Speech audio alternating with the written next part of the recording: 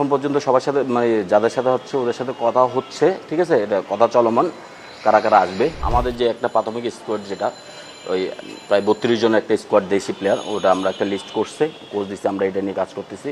হয়তো আজকে ক্লাবগুলিতে এইসব প্লেয়ারের জন্য চিঠি চলে যাবে, যারা যারা 24 তারিখ আমাদের ক্যাম্পে জয়েন করবে, সেটাই হয়েছে। আর 16 তারিখ 17 তারিখ একটা ভিডিও কনফারেন্স, এখানে সব প্লেয়াররা এসে জাস্ট গেম মেডেল নিয়ে আমাদের কোচ ওদেরকে নিয়ে কাজ করবে 2 দিন, যেহেতু আমাদের সময় বেশি থাকবে না লিগের পরে 24 তারিখ থেকে, যেহেতু আমরা 30 তারিখ চলে যাব এবং ঈদের একদিন ছুটি আছে, তো এই জন্য এখানে 2 দিন ভিডিওতে কাজ করবে, সেটাই। আর প্রবাসী প্লেয়ারের ব্যাপারটা এখন পর্যন্ত সবার সাথে মানে যাদের সাথে হচ্ছে ওদের সাথে কথা হচ্ছে, ঠিক আছে, এটা কথা চলমান, কারা কারা আসবে।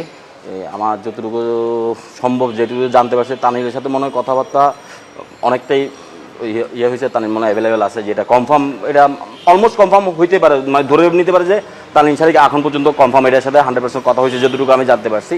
আর বাকি যারা আছে ওদের সাথে কথা চলতেছে, কারণ জানেন যে প্রবাসী প্লেয়ার যারা আছে ওদের তো ধরেন থাকে এক জায়গায়, ওদের অনেক একাডেমিক লেভেলের কাজ থাকে, বা যে ক্লাবে খেলে ওই ক্লাবের একটা ইস্যুজ আছে, ওরা আবার এই খেলার পাশাপাশি ওদের পড়ালেখাটারও একটা প্রাধান্য দেয়, বা ওদের ফ্যামিলির একটা ব্যাপার আছে, ওইসব ব্যাপার নিয়ে ওনাদের সাথে কথা হচ্ছে। হয়তো বা আমরা আজকে কালকের মধ্যে ওদের ডিসিশনটা জানতে পারবো। যখন ওনাদের আমরা ডিসিশনটা জানতে পারবো, তখন আমরা বলতে পারবো অ্যাকচুয়ালি কি আসতেছে কি আসতেছে। তো আসলে 23 না, এটা আমরা ন্যাশনাল টিমই যাচ্ছি, second team. But second team বলতে কি বোঝায়, সেকেন্ড টিমটা থেকে একটা পাইপলাইন তৈরি করা, ঠিক না? তো আমাদের এবার লিগে যারা ভালো খেলতেছে, তরুণ বা বয়সও হোক, সেটা কোনো ব্যাপার না, বয়স আর তরুণ না, যারা ভালো পারফর্ম করছে তাদেরকে নিয়ে আমাদের এই টিমটা সাজানো হচ্ছে। অ্যাকচুয়ালি আমি বলি, আমাদের লিগে খেলে ধরেন অনেক প্লেয়ার, ঠিক না? তো অনেক প্লেয়ার হলে তো সবাই তো আর এখানে সুযোগ পাওয়ার মতো ভালো না, যেহেতু 2টা টিম হয়েছে, কিছু প্লেয়ার হয়তো বা এখানে আসতে পারবে, ঠিক আছে।